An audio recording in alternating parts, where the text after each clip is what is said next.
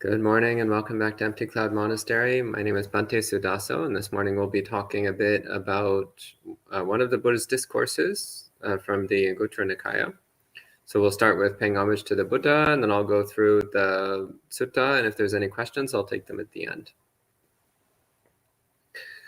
Namo tassa bhagavato arahato samma sambuddhassa. Namo tassa bhagavato arahato samma sambuddhassa. Namo tassa bhagavato arahato samma sambuddhassa. Buddhang dhammang sanghang namassami. So this discourse is Anguttara Nikaya chapter 5, sutra number 26.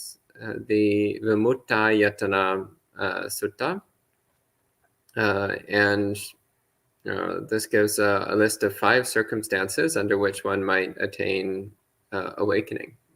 So the title of the discourse, Vimuttāyatana, comes from 2 words, Vimutta, which means, or Vimutti, which means liberation, freedom.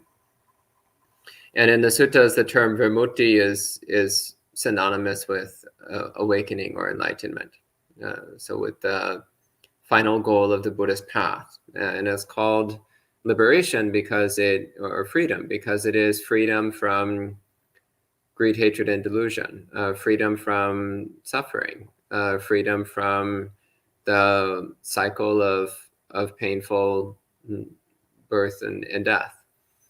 So freedom from the confusion and misery of unenlightenment.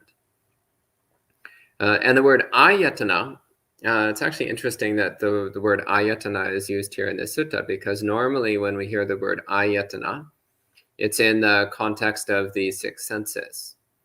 The word ayatana literally means extending or reaching. So the 6 senses are called the 6 ayatana, because these are the ways that we reach out to experience, reach out to sensations.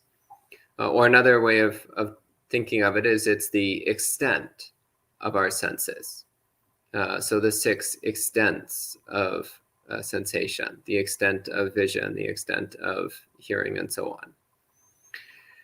So here it's talking about the 6 ways of reaching for liberation. That would be a very literal translation. So again, ayatana literally means reaching or extending. So the 6 ways that we reach for freedom. Or taken in the sense of extent or domain, the 6 domains of freedom. So the 6 circumstances under which one can attain liberation, under which one can attain awakening. 5 circumstances under which one can attain awakening. So I'll read a bit from this discourse and talk a bit about it. And please, again, feel free to type in questions at any time, and I'll take questions at the end. So the Buddha begins. Monks, there are these 5 opportunities for freedom, which is how Bhante Suddhāso has translated Vimuttāyatana.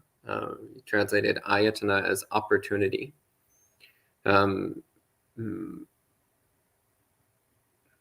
Which, fair enough, gets the meaning across. And he says, if a monk stays diligent, keen, and resolute at these times, their mind is freed, their defilements are ended, and they arrive at the, it's translated here as supreme sanctuary from the yoke, but that's a little bit awkward. So the Pali word is yoga kema.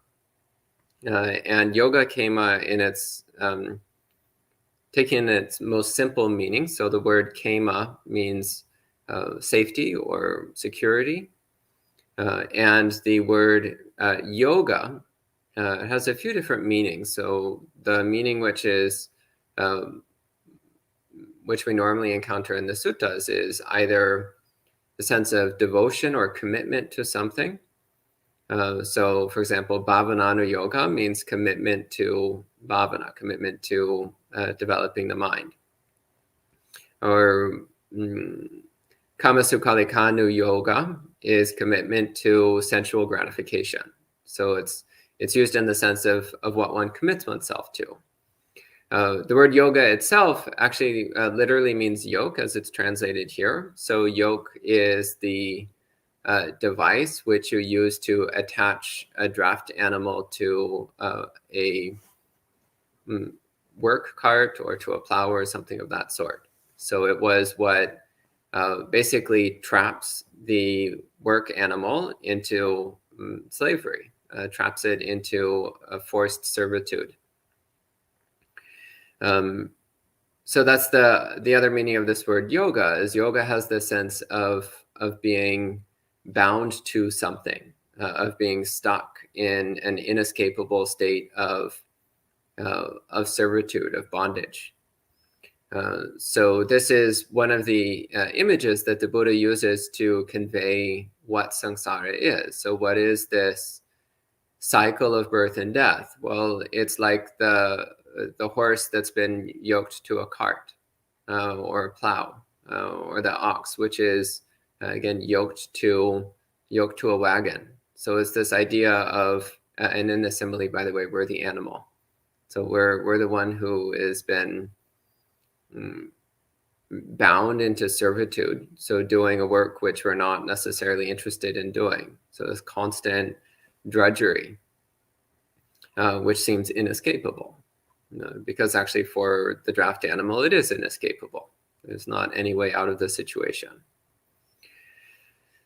So then yoga kema is to become free from that bondage, to become free from that entrapment, that forced servitude, that condition of slavery. So then the word yoga is also sometimes translated more generally as attachment. It's one of the Pali words which is sometimes translated as attachment. It can also be amusing just to translate it as freedom from yoga, but that would just confuse people. So normally we don't do such a straightforward translation. So the word yoga kema in the suttas then is another synonym for awakening. So the final goal of the Buddhist path is called vimutti, it's called bodhi, it's called yoga kema, it's called nibbana. It's called many different terms, which are all more or less synonymous. So yoga kema then is freedom from that which traps us and binds us in ongoing unpleasant activity, namely the defilement and delusion which prevents us from attaining awakening. So the Buddha goes on, what 5? So what are the 5 situations in which one can attain liberation? So the 5 opportunities to reach for liberation. I actually quite like taking ayatana in the sense of reaching. It's like reaching out for liberation. What are the 5 situations where we can reach out for liberation? And so he says, the first one, so he says, first, the teacher or a respected spiritual companion teaches Dhamma to a monk. And in the suttas, when we encounter the word teacher, it's almost always talking about the Buddha. So when you see the teacher, it's talking about the Buddha. So the Buddha or another respected spiritual companion, so a fellow monk, is teaching the Dhamma. And hearing that, it says that monk feels inspired by the meaning and the teaching in that Dhamma, in whatever way it's being taught. From that inspiration, joy arises. From that joy, euphoria arises. When there is euphoria, then the body becomes tranquil. When the body is tranquil, one feels happiness. And when one is happy, the mind enters samadhi. So sukhino chittang samadhiyati. This is one phrase which I quote very often. So when one's mind is happy, when one is happy, one's mind enters samadhi. So when one is happy, one's mind enters samadhi. So this is emphasizing the importance of happiness as a necessary precondition for focusing and concentrating the mind. So the Buddha then concludes, he says, this is the first Vimuttāyatana. the first reaching for liberation, the first opportunity for freedom. And he says, if a monk stays diligent, keen, and resolute at this time, their mind is freed, their defilements are ended, and they arrive at the supreme yoga kema, the supreme freedom from bondage. So the first situation is where you're listening to a Dhamma talk and paying attention to that Dhamma talk, focusing on the meaning of the Dhamma that's being presented. Then one experiences joy and euphoria based upon that Dhamma, and one enters into samadhi. So hearing that Dhamma, one experiences joy, enters into samadhi, and directly understands the meaning of what's being said. So this is one situation in which case one might reach for liberation. One might attain awakening is while listening to a Dhamma talk. The second one, it says, the second circumstance, it says, it may be that neither the teacher nor a respected spiritual companion teaches Dhamma to a monk, but that monk teaches Dhamma in detail to others, as that monk has learned and memorized it.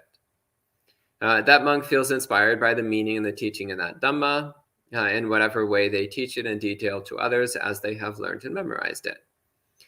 Feeling inspired, joy arises, and as before, joy, euphoria, tranquility, bliss, and samadhi. Based on that samadhi, one is able to have a direct understanding of the Dhamma. So this is the case where the monk is teaching Dhamma. So the monk is giving a Dhamma talk. And based upon giving that Dhamma talk, one has some deeper inspiration in the Dhamma. One has some understanding of the Dhamma, and joy based upon that inspiration and understanding. So this also is something quite interesting, which is the Buddha is pointing here to the fact that giving a Dhamma talk is also a circumstance under which one might attain awakening. And actually, it's been my experience that being in the role of teaching Dhamma is something which really helps to deepen one's understanding. Because as one is trying to explain the Dhamma to others, the one has to analyze it in closer detail and come to a deeper understanding of what it is that we're talking about. And then that naturally leads to a stronger confidence and faith, a trust in the Dhamma, and a joy in the Dhamma, a joy in having access to these exquisitely refined spiritual teachings. The third Vimuttāyatana. So in this case, it's not the Buddha giving a Dhamma talk or another monk giving a Dhamma talk, and not even that monk themselves is giving a Dhamma talk. So there's no Dhamma talk going on. But instead it says that monk recites the teaching in detail as they have learned and memorized it. And that monk feels inspired by the meaning and teaching in that Dhamma, and the same sequence as before. So inspiration, joy, euphoria, tranquility, bliss, and samadhi. So in this case, there's not a Dhamma talk going on, but one is reciting the Dhamma as one has memorized it. So this could be a case, for example, of chanting. So commonly when we are chanting in monasteries, we're chanting suttas or passages from the suttas or chants which are based upon passages from the suttas.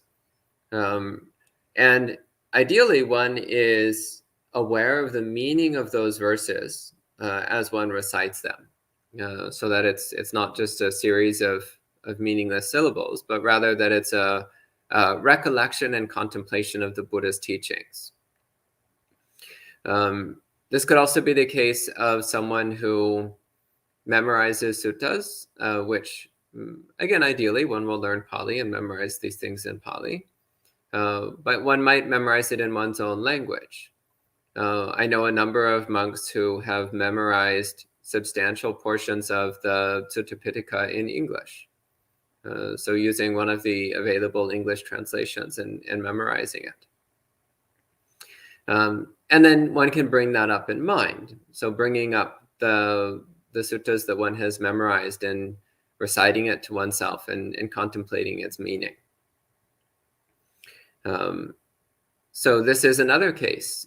So again, there's not a Dhamma talk going on, and one isn't giving a Dhamma talk, but instead one is recollecting the Dhamma that one has learned. Recollecting the suttas, recollecting the discourses, recollecting the teachings one has received, and contemplating them in detail. And based upon this, one's mind can reach towards liberation. Then the fourth one. So in the fourth case, the Buddha is not giving a Dhamma talk. There isn't another monk giving a Dhamma talk. One isn't giving a talk oneself. And one is also not contemplating the Dhamma that one has learned. And it says, but instead that monk thinks about and considers the Dhamma, examining it with their mind based upon what they've learned and memorized. So as before, so here, instead of reciting the teachings, instead one is just thinking about the teachings. One is remembering the teachings that one has learned and contemplating them, considering them, examining them. So this is another case where one's mind can reach towards liberation, where one's mind has the opportunity to attain awakening, is through this intellectual examination of the teachings that we have learned, the Dhamma that we have learned. And then finally, the fifth opportunity, the fifth circumstance of reaching towards awakening. So none of the previous things are happening here. So there's not a Dhamma talk being given. One isn't reciting or thinking about the teachings, but it says instead, and this one needs to be explained clearly in Pali. So we're going to have to dig a bit into the Pali here. So it says, Anyatarang samadhi nimittang sugahitang hoti. So instead there is a certain samadhi nimitta, which one has taken hold of well. Sumanasikatang, which one has focused on well, which one has properly established in the mind. Supadharitang, so kept it close, so held it close in one's mind. And supatividdang panyaya, and one has clearly seen it with wisdom. So samadhi nimitta, as I was speaking about the other day, refers simply to whatever object of attention one is focusing on as a way of cultivating samadhi. So for example, if one is doing mindfulness of breathing, then the breath sensation is the samadhi nimitta. If one is doing metta meditation, then the feeling of metta is one's samadhi nimitta. If one is doing a kasina practice, then the kasina object is one's samadhi nimitta, and so on. So samadhi nimitta just means whatever meditation object you're focusing on. So he's here the Buddha is saying one has well grasped a samadhi nimitta and focused on it well, held it close, so not letting the mind drift away from the meditation, and seen it clearly with wisdom. So this also is an important characteristic in that in Buddhist meditation, we always incorporate an element of wisdom. For example, seeing the impermanence of all things, which includes the impermanence of the meditation object itself. And so, and it then gives the same sequence. So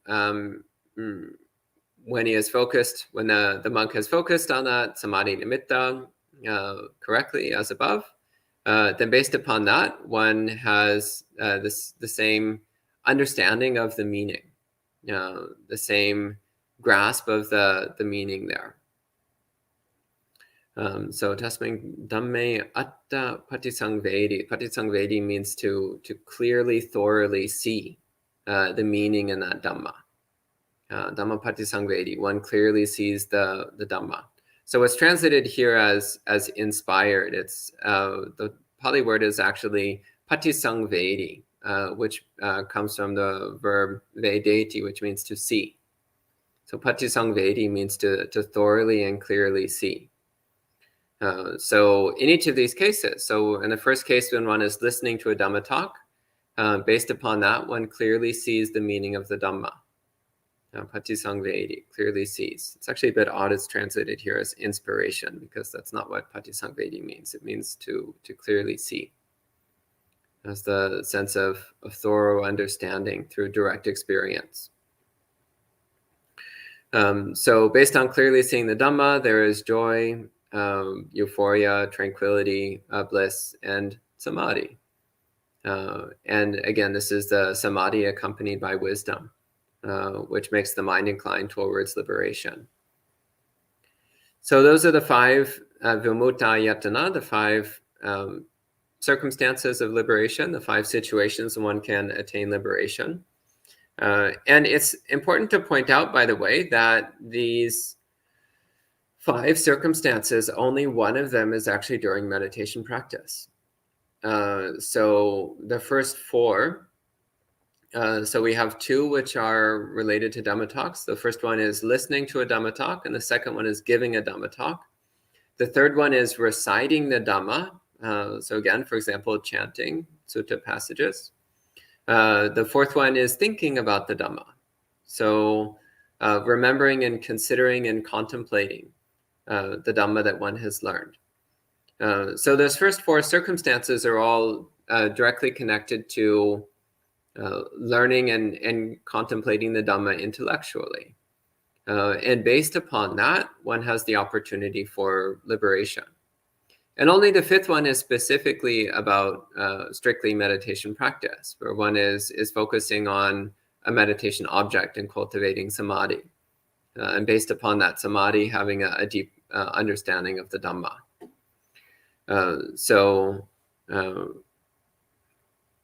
In fact, if you look at the suttas, you'll see that in many of the cases in which people attain awakening, as described in the suttas, it's while listening to a Dhamma talk, or occasionally while engaging in a Dhamma discussion of some sort. Then based upon that, one has a breakthrough in understanding, and attains awakening. So these are a few thoughts on this particular discourse. So at this time, if there's any questions or comments, I'd be happy to take questions or comments. And hello to all the people joining in online. So hello to Karuna, Ming Ming, Matthias, John, Alyssa, Saul, Kim, Shui, Pratibha, Manal, Richard, Angelo, Kirtana, Christina, and everyone else who's joining in. And I see one question here. So Matthias says, usually rapture, bliss, etc. I've heard in the context of meditation practice. Do you think, for example, through hearing Dhamma talk, attaining these states is emphasized enough nowadays? Well, normally they're talked about as in the context of meditation practice, because these days people tend to be very fixated on talking about meditation practice, which is fair enough, because throughout much of Buddhist history and even to this day and in much of Buddhist practice, there's actually very little emphasis on meditation, very little talking about meditation. So these days, there's more emphasis being placed on meditation, which is actually really good, because it's been counteracting a lack in the Buddhist world for quite some time. So a lack of emphasis on the meditation side of Buddhist practice. The problem is that now it started swinging in the other direction, where there's such an emphasis on meditation that people are forgetting about the rest of the Buddhist practice. Actually, this is a gigantic problem in the Western Buddhist world, is there's so much focus on meditation that people are neglecting the rest of the path. So the attaining of euphoria and joy through listening to the Dhamma, this is something that's mentioned in many, many places in the suttas.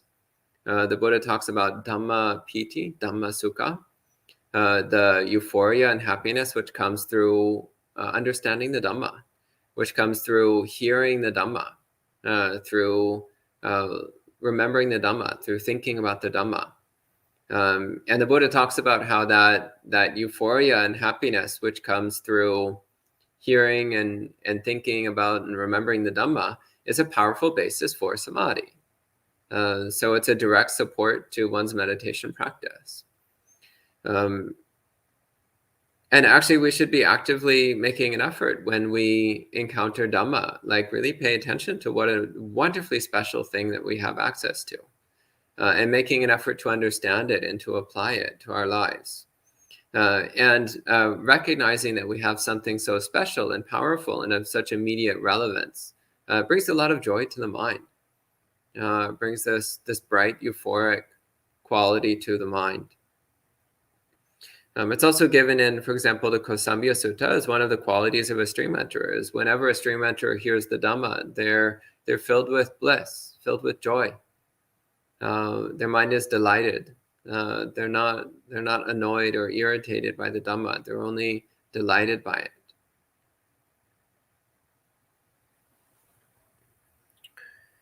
And we have another question here from Jared. Jared says, does the order of the list have significance? Is the first item listening to a Dhamma talk the most important? I would say the order has significance, but it's not necessarily in a sequence of importance of like number one is the most important and so on. Actually, I think that the sequence here was might have actually been given precisely because of what I was saying earlier about an overemphasis on meditation practice. So actually, I think it's quite significant here that the Buddha is saying, well, what are the 5 circumstances for liberation? And of course, people start thinking, well, it must have something to do with meditation. But actually, the Buddha starts listing, and he doesn't actually say anything about meditation for the first 4. Instead, he's talking about learning the Dhamma. So actually, I do think there's some significance there, because if one doesn't learn the Dhamma, then you have no chance of attaining awakening. I was saying yesterday, somebody was asking if I think there should be a curriculum for new monks. And I was saying, well, not necessarily a curriculum, but every monk should read through the suttas at least once. Like, how weird would it be if you're talking to a Christian priest and the priest was like, well, I've never actually read the Bible. It's like, well, I'm a Christian priest, but I've never read the Bible. You would probably think that was really weird. Well, similarly, if you're a Buddhist monk and you've never read the suttas, well, that's really weird, isn't it? Like, how can you possibly understand the Dhamma if you've never learned the Dhamma? So actually, I think the fact that it starts off with hearing a Dhamma talk of the Buddha, which these days that would mean reading the suttas because the Buddha is not around anymore. The suttas is the closest we have. It starts with learning the Dhamma of the Buddha, because then based upon that, then we understand how to train the mind towards liberation. And then the other ones, again, similarly. So hearing a Dhamma talk, giving a Dhamma talk, reciting the Dhamma, contemplating the Dhamma, these are all about understanding how to point the mind towards liberation. Otherwise, we might point it somewhere else, as we normally do. The tendency of the normal person is to point the mind somewhere else other than awakening. So learning the Dhamma helps to point towards liberation. And Narkan says, what about reading it too now that it's written down? Yeah, same. So in the time of the Buddha, it was all oral tradition. The suttas were not written down. These days, it's more common to learn them in writing rather than in listening to a recitation. But it's the same. Yeah. That's the last question online. Anything else? Nope. So we'll go ahead and conclude at this time with 3 sadhus. Sadhu, sadhu, sadhu. And we'll see you this evening.